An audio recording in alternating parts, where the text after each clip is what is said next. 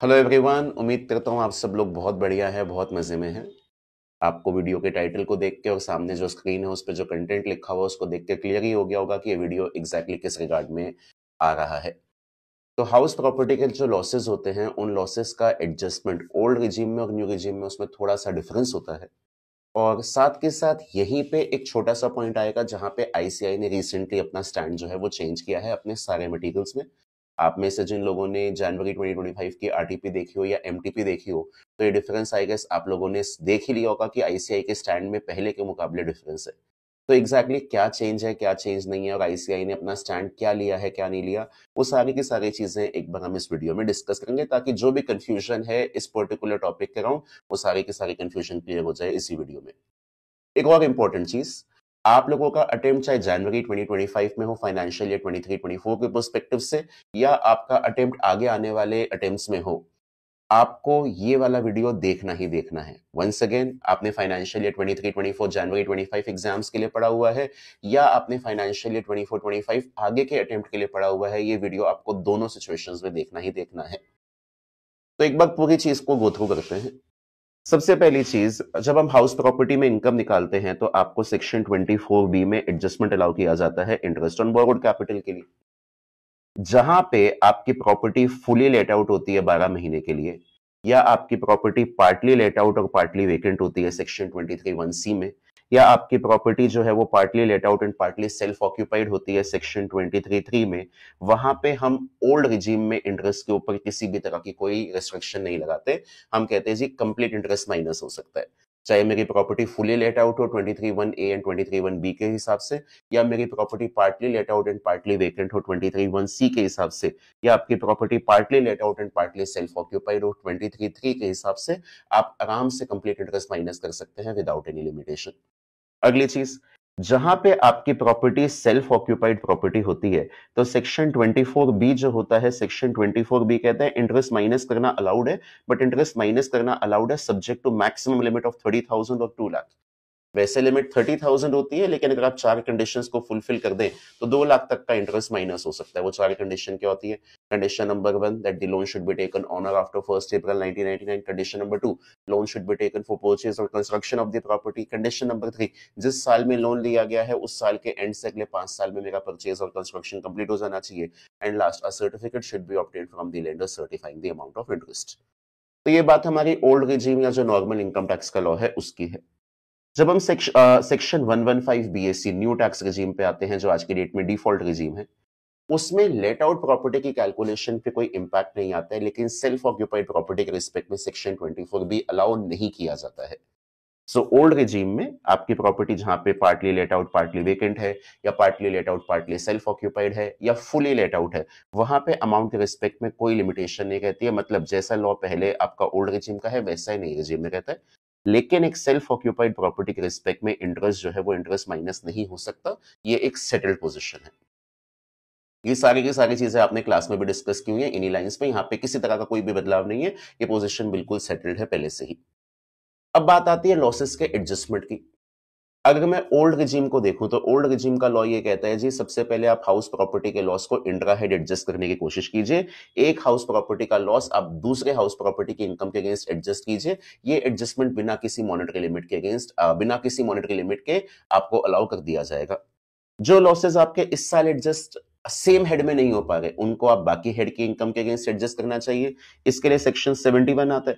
71 कहता है जी, unadjusted house property losses can be adjusted against other incomes except casual income. और ये जो एडजस्टमेंट है it is allowed subject to maximum ₹2 lakh. और सेक्शन 71 भी कहता है कि अगर आपके हाउस प्रॉपर्टी लॉसेस इस साल एडजस्ट नहीं हो पाए, ना तो इंट्रा हेड और ना इंटर हेड, तो आप इन लॉसेस को फ्यूचर में कैरी फॉरवर्ड कर सकते हैं।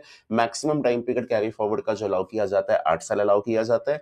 और साथ के साथ बोला जाता है brought forward house property losses can B set of only against house property income. ये एक सेटल्ड लॉ है। यहाँ पे इंट्रा हेड एडजस्टमेंट पे और कैरी फॉरवर्ड पे कोई मॉनेटरी लिमिट नहीं लगती है, लेकिन इंटर हेड एडजस्टमेंट पे 2 लाख की लिमिट लगती है।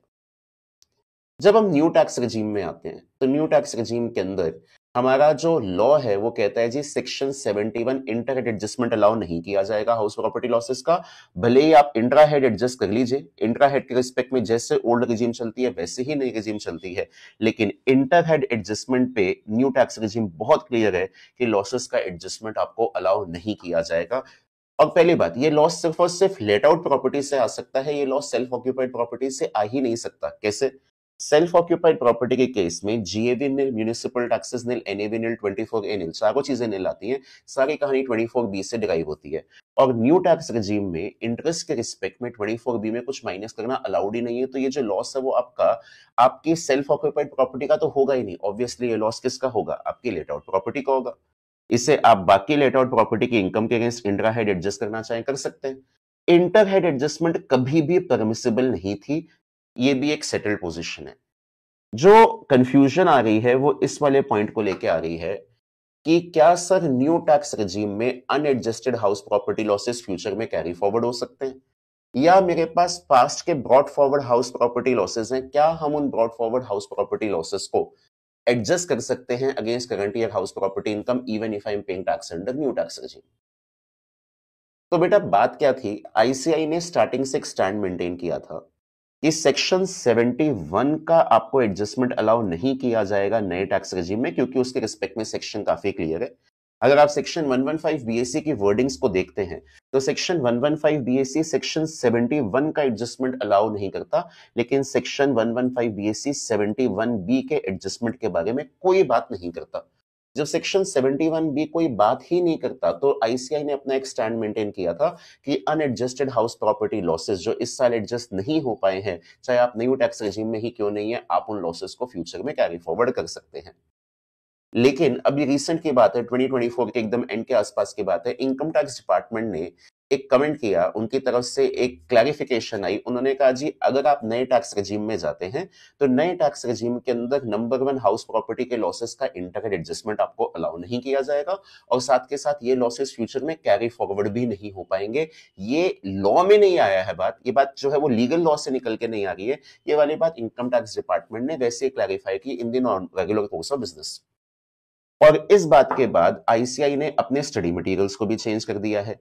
जो पुराना स्टडी मटेरियल था प्रीवियस ईयर 23-24 के हिसाब से, उसमें कॉरिजेंडम लाके उसमें बदलाव कर दिया है। और जो प्रीवियस ईयर 24-25 के हिसाब से स्टडी मटेरियल बनाया है उसके अंदर भी इन्होंने ये वाला चेंज इनकॉर्पोरेट किया है। और जनवरी 25 के लिए जो भी आरटीपी और एमटीपी इश्यू हुई है उसके अंदर भी इन्होंने ये स्टैंड मेंटेन किया है।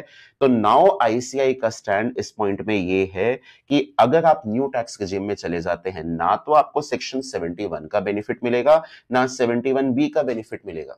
मतलब आपके अनएडजस्टेड लॉसेस करंट ईयर के फ्यूचर में कैरी फॉरवर्ड नहीं हो सकते, और brought forward house property losses जो हैं वो brought forward house property losses past years के, वो भी सेट ऑफ नहीं हो पाएंगे अगर आप टैक्स नई रेजिम में पे कर रहे हैं। तो फाइनल कंक्लूजन क्या रहा? जब मैं न्यू टैक्स रेजिम में जाता हूं, दो लिमिटेशन मेरे पास हमेशा से थी और वो एक सेटल्ड पोजीशन है, उसको लेके कोई डाउट ही नहीं है। एक तो सेक्शन 24B का बेनिफिट आपको नहीं मिलेगा for a self occupied house, ये बात थी, ये बात आपने क्लासेस में भी कवर की हुई है।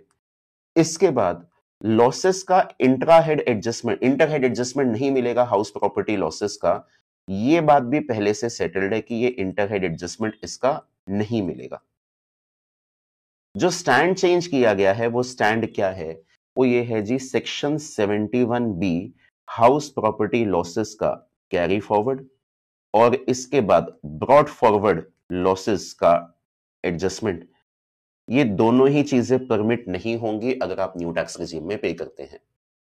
सेक्शन के अंदर कोई एज सच बदलाव नहीं है, बट गवर्नमेंट की तरफ से, इनकम टैक्स डिपार्टमेंट की तरफ से एक क्लैरिफिकेशन पब्लिक डोमेन में रिलीज की गई, और इसके बेसिस पे आईसीआई ने अपने सारे materials, whether it be there study material, previous year 23-24 के मटेरियल में कॉरिजेंडम इशू करके ये बात बोली, 24-25 का मटेरियल इन्होंने अभी थोड़े दिन पहले निकाला था तो उसमें ये वाली बात इनकॉर्पोरेट की, और साथ के साथ अपनी हर आरटीपी और एमटीपी जो इन्होंने बनाई है जनवरी 2025 अटेम्प्ट के लिए, उसमें पोजीशन इनकॉर्पोरेट की है। So now ICI is very clear in this point कि अगर आप न्यू टैक्स रेजिम में जाते हैं, आपको लॉसेस सेक्शन 70 के हिसाब से इंट्रा हेड एडजस्ट करना है, करिए। और ऑब्वियसली बात है ये लॉसेस सेल्फ ऑक्यूपाइड प्रॉपर्टी के तो हो ही नहीं सकते, ये लेट आउट प्रॉपर्टी के लॉसेस होंगे। लेट आउट प्रॉपर्टी का लॉस लेट आउट प्रॉपर्टी की इनकम के अगेंस्ट इंट्रा हेड एडजस्ट करना है, कीजिए। इंटर हेड एडजस्टमेंट पहले से ही परमिटेड नहीं थी। और अब ये कह रहे हैं जी करंट ईयर के जो अनएडजस्टेड लॉसेस है वो ना तो फ्यूचर में कैरी फॉरवर्ड होंगे और पास्ट के ब्रॉड फॉरवर्ड लॉसेस जो है वो ना तो एडजस्ट होंगे। तो आप में से कुछ एक स्टूडेंट्स का मेरे पास ये कंसर्न आया हुआ था कि सर आरटीपी और एमटीपी में स्टैंड चेंज है, what do we need to exactly do. I hope आप लोगों का कंसर्न जो है वो प्रॉपर्ली एड्रेस हो चुका है। There is a change from ICI and they are not justifying that change. It would have been great अगर आईसीआई अपने आंसर्स के अंदर पैरेलली ये बात बता देता कि उन्होंने ये चेंज क्यों किया है, क्यों नहीं किया। आप लोगों को भी आंसर पढ़ के एकदम क्लियर हो जाता। बट उन्होंने आंसर्स को अपडेट कर दिया है विदाउट गिविंग एनी रीजनिंग। मैंने इसका पूरा लीगल बैकड्रॉप आपको समझा दिया है। विद दिस इस वीडियो को एंड करते हैं एंड आई होप इससे जुड़ा हुआ जो भी कंसर्न है वो अब आपको एड्रेस हो गया है। आप में से जिन भी लोगों के जनवरी 2025 में एग्जाम्स है, I wish you all the very best of luck for exams. और आप में से जिन भी लोगों के मई 2025 या उसके आगे टाइम में एग्जाम्स है, प्लीज इस वाले पॉइंट को अपनी स्टडीज के अंदर पैरेलली इनकॉर्पोरेट कीजिएगा और अपनी रिवीजन को बढ़िया से कंटिन्यू रखिएगा। Till we meet next time, bye bye, take care.